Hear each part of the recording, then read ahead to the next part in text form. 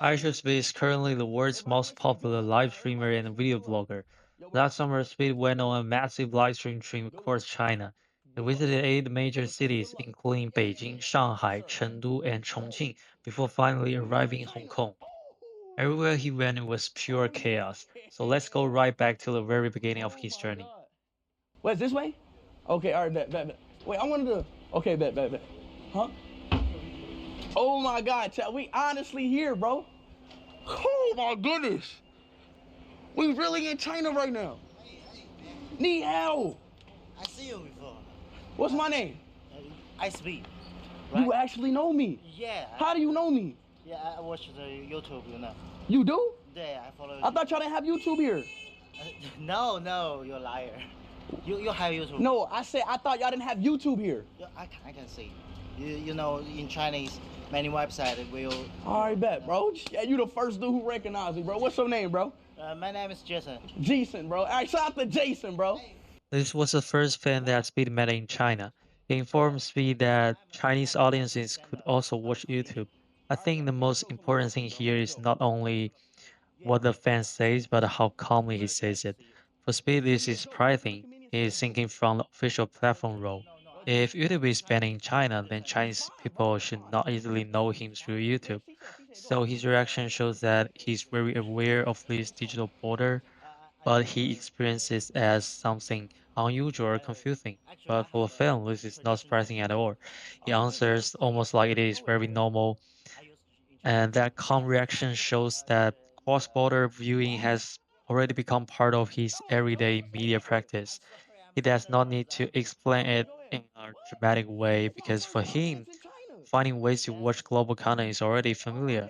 In the article, Roberto argues that proxy wars made people more aware of the geography of digital markets, which means they understand digital media is organized by location, platform roles, and access restrictions. Therefore, this clip does not suggest that digital boundaries are disappearing. Instead, it uncovers a more specific phenomenon. Digital boundaries may become commonplace. Users may know the restriction exists, but they also know the informal rules around it, so it becomes part of how they normally use the internet. We then started to travel to more places in China. The situation becomes bigger than one fan saying we can watch it. More and more fans start to appear. They follow him, feel him, and react to him like they already know him. This brings us to the next question. If Chinese audiences can see him, what exactly are they saying? Do they really know Speed? In the article, Bardo talks about the leaky market. He explains that digital markets are very hard to keep fully closed because digital media is naturally prone to leakage. Content constantly slips through because platforms can never achieve absolute territorial control.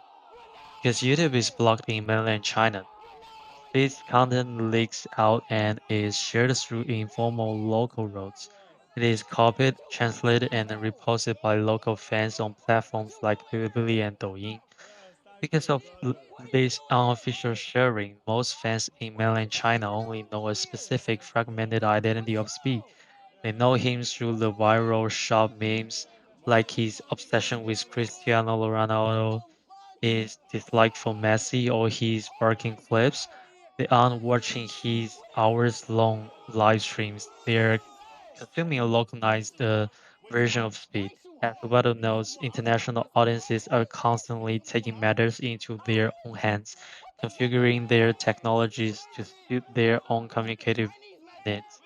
In mainland China, fans configure Speed's content into short videos that fit their own media habits. However, when Speed moves from mainland China to Hong Kong, the entire digital setup changes, and so does the fan interaction. What? Yo, Hong Kong's different, bro. I ain't gonna cap. Hong Kong's different. They speak Cantonese and English. But damn near everybody here speaks English. I got your name on my jersey. Can I please take a You got what? I got your name on your jersey. Oh shit, that's W. Yo, I actually never seen that in the street. W. Let's go. And you got Proud. That's for you. Proud. For you. And he got Proud. Oh yeah. You I'm a taking- true one. Here, please help me take a picture. Chat, he a true one. He a true one. There you go. He a true Thank one. you. What's my name? Darren Watkins Jr. Oh. Yo, you cooking, man? Yeah, You yeah, cooking? hear me? Yeah, yeah, give me Okay. a photo. Oh yes, Yeah, yes. I could go. He's my brother, yeah? Okay. Whoa, God. Okay. Yeah. Yo, I've been hunting you guys this morning, bro. Oh, bro. Okay. All right. Yeah. My fault. Hey. Welcome to Hong Kong. Okay. Welcome to Hong Kong. Well, damn. She fucking. She got me. She got me. I'm not gonna lie. In Hong Kong, the platform restrictions disappear. YouTube is fully accessible, meaning the market is legally open and connected to the global system. The audience's knowledge of speed is completely different. They aren't just yelling about Ronaldo, his nickname. Fans are showing up holding drinks that speed promotes globally. Even more surprising, the little girl is calling out his actual full name. In a restricted market like mainland China, content must slip through informal paths, so the media personality gets reduced to local memes. But in an open market like Hong Kong, where there is no blocking, the audience has direct access to the whole official system.